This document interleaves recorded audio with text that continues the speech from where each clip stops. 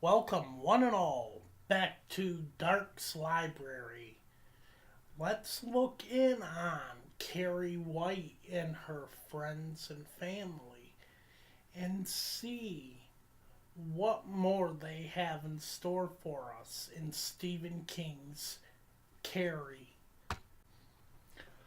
And it's not just the White's property anymore. She smiles, but there's not a drop of humor in it. She says Ralph White was insured, and Margaret got a lot of money when he died. Double indemnity.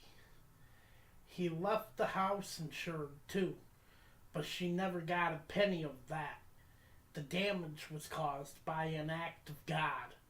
Poetic justice, huh? She laughs a little, but there's no humor in that either.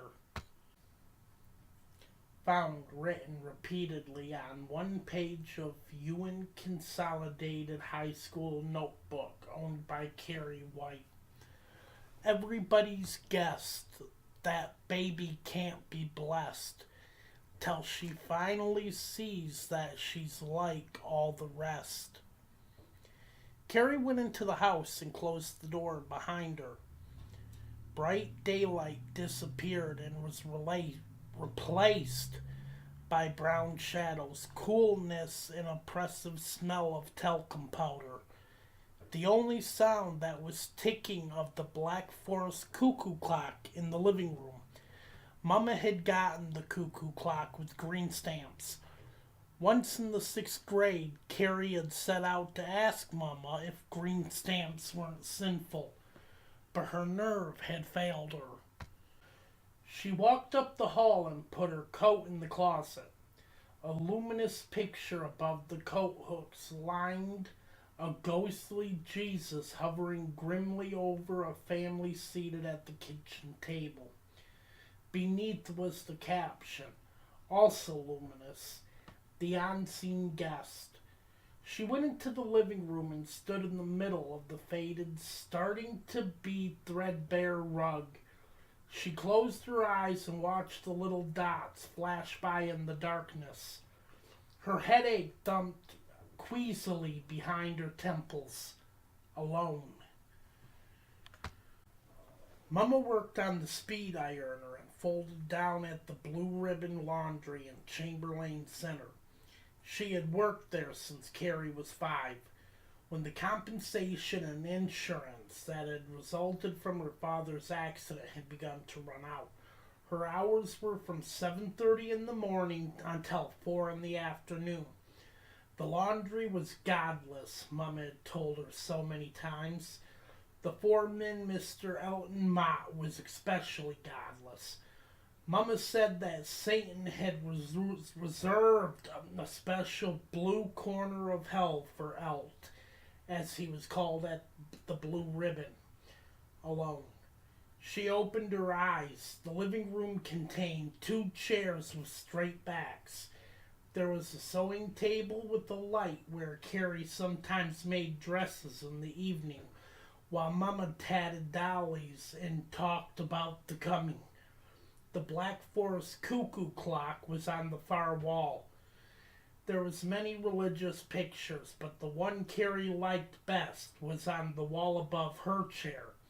It was Jesus leading lambs on a hill that was as green and smooth as the Riverside golf course. The others were not as tranquil. Jesus turning the money changers from the temple, Moses throwing the tablets down upon the worshippers of the golden calf, Thomas the doubter putting his hand in Christ's wounded side. Oh, the horrified fascination of that one and the nightmares it had given her as a girl. Noah's Ark floating above the agonized drowning sinners. Lot and his family fleeing the great burning of Sodom and Gomorrah. On a small deal table, there were a lamp and a stack of tracts. The top pamphlet showed a sinner. Her spiritual status was obvious from the agonized expression on his face, trying to crawl beneath a large boulder. The title blared, "Neither shall the rock hide him on that day." but the room was actually dominated by a huge plaster crucifix on the far wall, fully 4 feet high. Mama had mail ordered a special from St. Louis. The Jesus impaled on it was frozen in a grotesque, muscle-straining rictus of pain, mouth drawn down in groaning curve.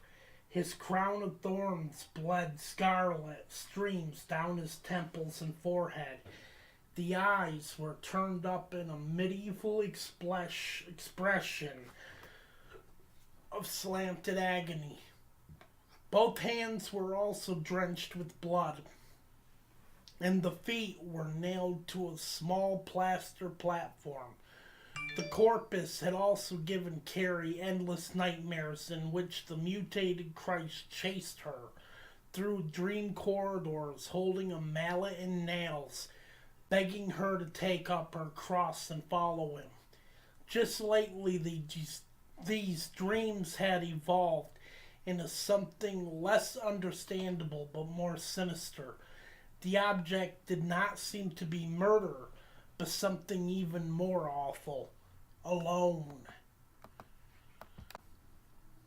The pain in her legs, belly, and privates had drained away a little.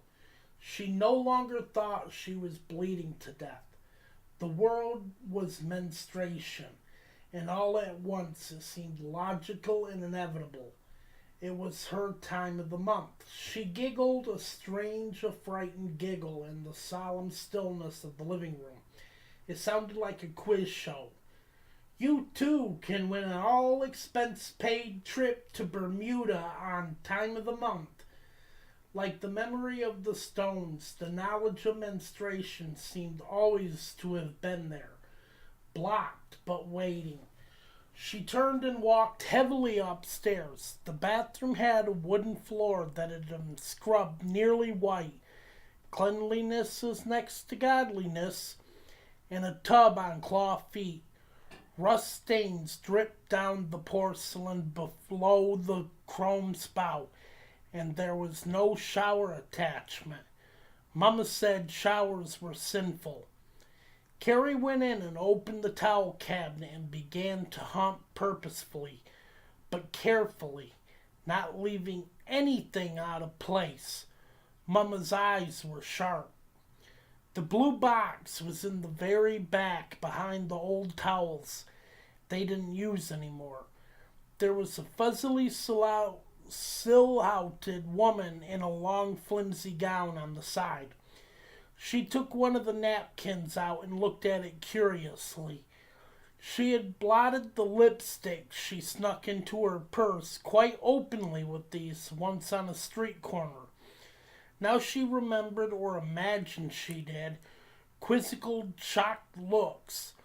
Her face flamed. They had told her. The flush seemed faded to milky anger. She went into her tiny bedroom. There were many more religious pictures here, but there were more lambs and fewer scenes of righteous wrath. An Ewan pennant was tacked over her dresser. On the dresser itself was a Bible and a plastic Jesus that glowed in the dark. She undressed, first her blouse, then her hateful knee-length skirt, her slip, her girdle, her petipants, her garter belt, her stockings. She looked at the pile of heavy clothes, the buttons and rubber, with an expression of fierce wretchedness. In the school library there was a stack of back issues of 17, and she often leafed through them, pasting an expression of idiotic casualness on her face. The models looked so easy and smooth in their short, kicky skirts, pantyhose, and frilly underwear with patterns on them. Of course, easy was one of Mama's pet words. She knew what Mama would say. Oh, no question. To describe them, and it would make her dreadfully self-conscious. She knew that naked evil blackened with the sin of exhibitionism, the breeze blowing lewdly up the backs of her legs, inciting lust. And she knew that they would know how she felt. They always did. They would embarrass her somehow, push her savagely back down into the cloudum. It was their way. She knew she could be what? In another place she was thick through the waist only because sometimes she felt so miserable, empty, bored, that the only way to fill that gaping, whistling hole was to eat and eat and eat. But she was not that thick through the middle. Her body chemistry would not allow her to go beyond a certain point, and she thought her legs were actually almost as pretty as Sue Snell's or Vicky Hanscom's.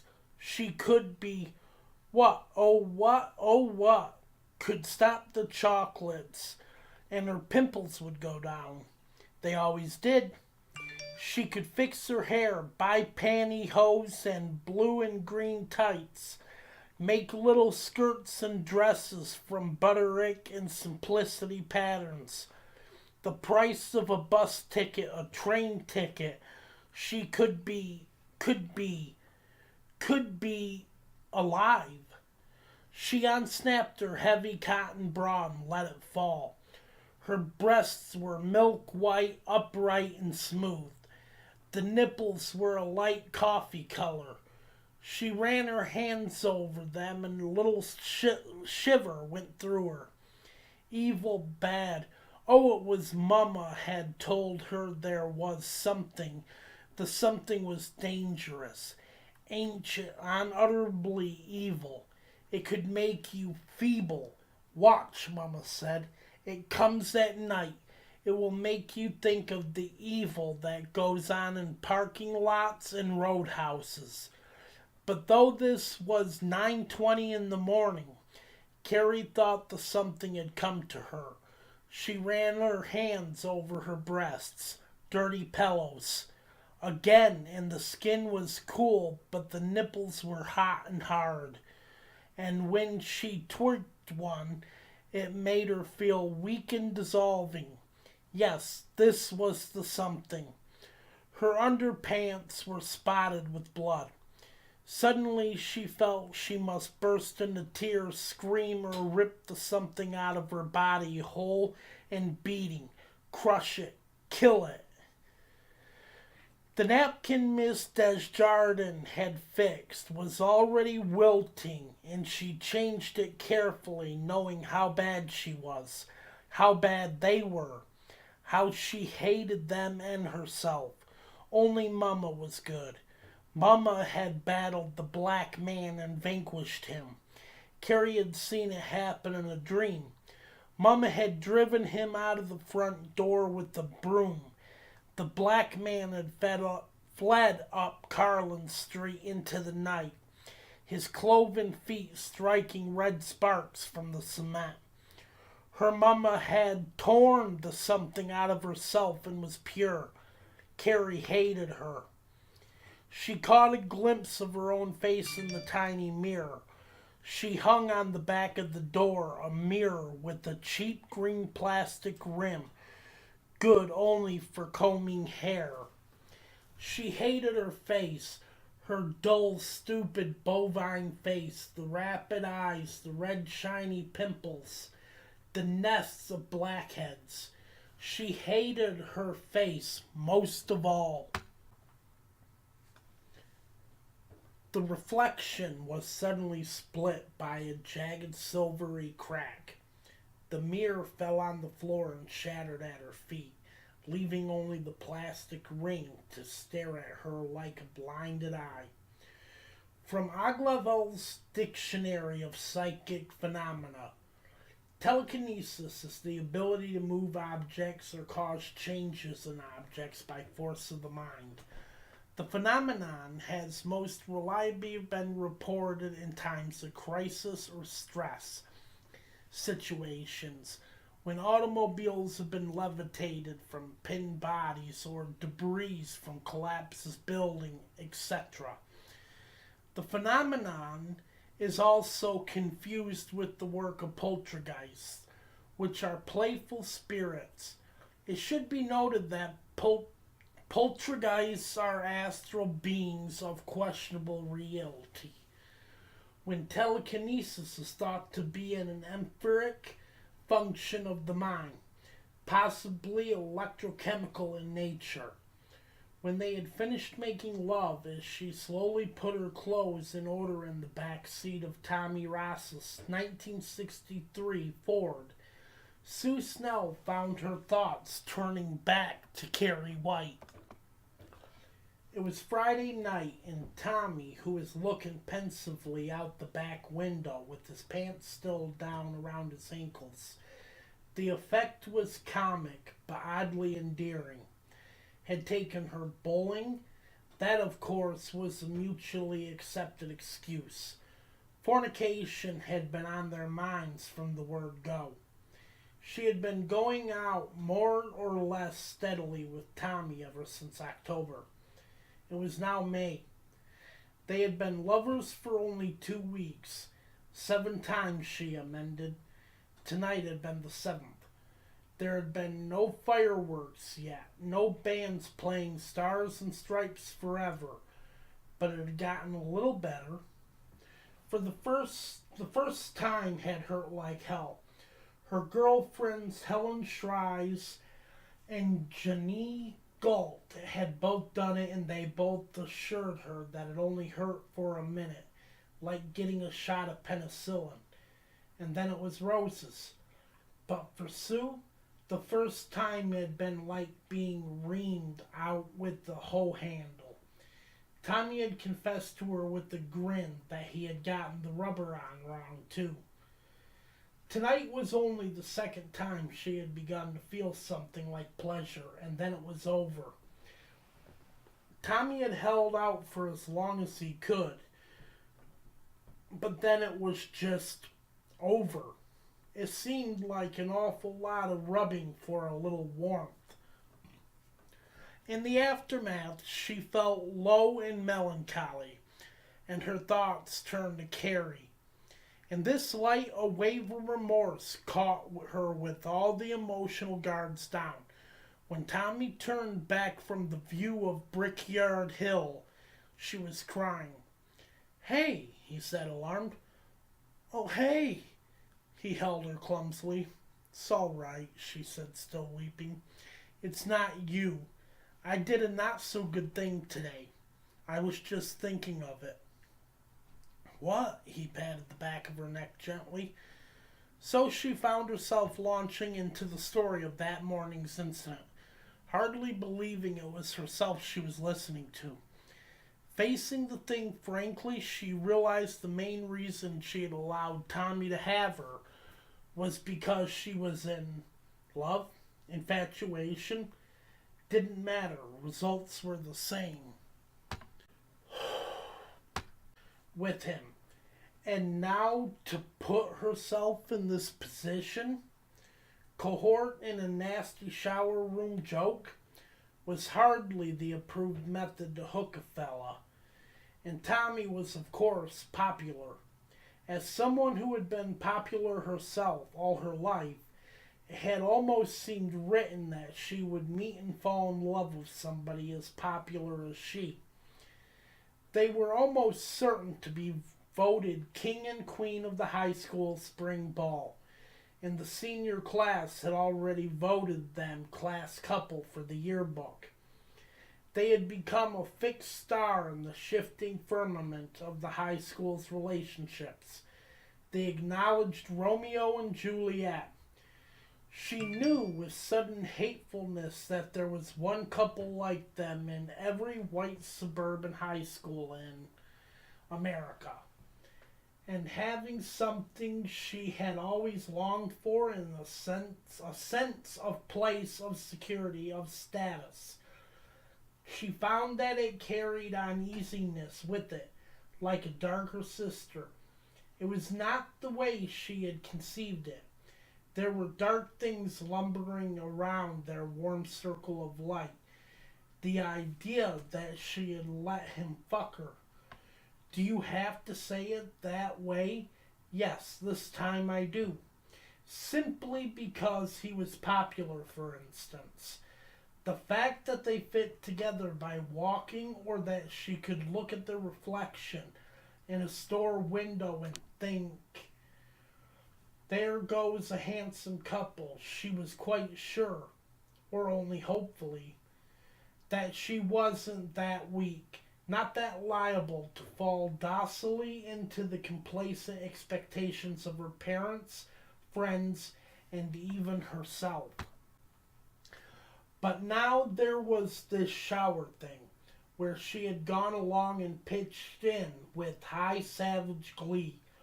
The word she was avoiding was expressed to confirm in the initiative and conjured up miserable images of hair and rollers, long afternoons in front of the ironing board, in front of these soap operas, while hubby was off busting heavies in an anonymous office, of joining the PTA and then the country club, when their income moved into five figures, of pills in a circular yellow cases without numbers to insure against having to move out of the missus sizes before it became absolutely necessary, and against the intrusion of repulsive little strangers who shat in their pants and screamed for help at 2 in the morning, of fighting with desperate decorum to keep the niggers out of the clean corners, standing around to shoulder with Terry Smith, Miss Potato Blossom of 1975, and Vicki Jones, Vice President of the Women's League, armed with signs and petitions and sweet, slightly desperate smiles. Carrie, it was that goddamn Carrie. This was her fault. Perhaps before today she had heard distant circling footfalls around their lighted place. But tonight, hearing her own sordid, crummy story, she saw the actual silhouettes of all these things in yellow eyes that glowed like flashlights in the dark. She had already bought her prom gown. It was blue. It was beautiful. You're right, he said when she was done. Bad news. Doesn't sound a bit like you. His face was grave, and she felt a cool slice of terror. Then he smiled. He had a very jolly smile, and the darkness retreated a bit. I kicked a kid in the slats once when he was knocked out. Did I ever tell you about that? She shook her head. Yeah, he rubbed his nose reminiscently and gave his cheek a small tick, the way it had made when his confession about getting the rubber wrong the first time. The kid's name was Danny Patrick. He beat the living shit out of me once when we were in 6th grade. I hated him, but I was scared too. I was laying for him. You know how that is. She didn't, but nodded anyway. Anyway, he finally picked on the wrong kid a year or so later. Pete Tabor. He was just a little guy, but he had lots of muscle. Danny got on him about something, I don't know, marbles or something. And finally Peter rose up righteous and beat the shit out of him. That was on the playground of the old Kennedy Junior High. Danny fell down, hit his head, and went out cold. Everybody ran. We thought he might be dead. I ran away too, but first I gave him a good kick in the ribs. Felt really bad about it afterwards. You going to apologize to her? It caught Sue flat-footed, and all she could do was clench weakly. Did you? Huh? Hell no! I had better things to do than spend my time in traction. But there's a big difference, Susie. There is. It's not some great anymore. And I had some kind of reason, even if it was a piss poor reason. What did that sad, silly bitch ever do to you? She didn't answer because she couldn't. She had never passed more than 100 words with Carrie in her whole life, and 3 dozen or so had come today. Phys Ed was the only class they had in common since they had graduated from Chamberlain Junior High. Carrie was taking the commercial business courses. Sue, of course, was in the college division. She thought herself suddenly loathsome. She found she could not bear that, and so she twisted at him. When did you start making all these big moral decisions? After you started fucking me? She saw the good humor fade from his face and was sorry. Guess I should have said quiet. Stayed quiet, he said as he pulled up his pants. It's not you, it's me. She put a hand on his arm. I'm ashamed, see? I know, he said, but I shouldn't be giving advice. I'm not very good at it. Tommy, do you ever hate being so, well, popular? Me? The question wrote surprise on his face. Do you mean like football and class president and all that stuff? Yes. No, it's not very important. High school isn't a very important place when you're going. You think it's a big deal, but when it's over, nobody really thinks it was great unless they're beard up. That's how my brother and his buddies are, anyway. It did not soothe her. It made her fears worse. Little Susie Mix and Match from you in high school, head cupcake of the entire cupcake brigade. Prom gown kept forever in the closet, wrapped in plastic, protective plastic. The night pressed dark against the slightly steamed car windows. I'll probably end up working at my dad's car lot, he said.